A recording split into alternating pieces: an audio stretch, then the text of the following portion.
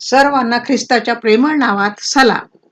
संग्रह आपल्याला प्रियांनो दोन प्रकारे करता येतात, जगिक संपत्ती आणि स्वर्गीय संपत्ती. आपणाला प्रियांनो आज ओढ आहे स्वर्गीय संपत्ती जमवण्याची, आणि आज आपण त्यासाठीच पाहणार आहोत.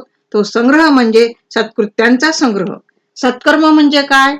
जे कृत्य करून आपला स्वतःचा फायदा न होता जर दुसऱ्याचा फायदा होत असेल तर त्याला आपण सत्कृत्य समजतो.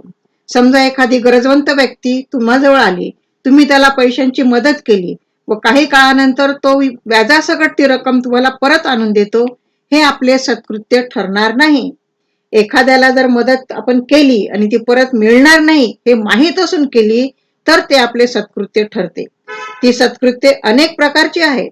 आपण गरिबांना अन्न, धान्य, कपडे, शिक्षणाची फी वगैरे वगैरे देऊन मदत करू शकतो. एकमेकांवर प्रीती करणे हे पण एक सत्कृत्य आहे प्रियांनो. एकमेकांबद्दल कळवळा असणे फार महत्वाचे आहे.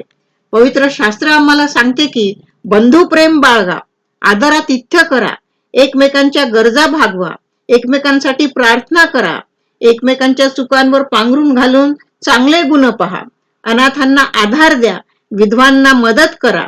ही सर्व कृत्ये प्रभूला आवडणारी कृत्ये आहेत. अशक्तांना आधार देणे हे देखील एक सत्कृत्य आहे. जे अल्पधीराचे आहेत प्रियांनो त्यांना धीर द्यावा, शोक करणाऱ्यांचे सांत्वन करावे.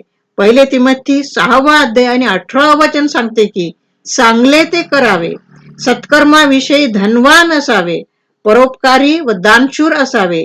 जे खरे जीवन ते बळकट धरण्यास पुढील काळी चांगला आधार होईल असा साठा म्हणजे संग्रह स्वतःसाठी प्रत्येकाने जमा करावा. चला तर मग प्रियांनो सुरुवात करूया सत्कृत्यांचा संग्रह करण्यासाठी, जमा करण्यासाठी, साठा करण्यासाठी.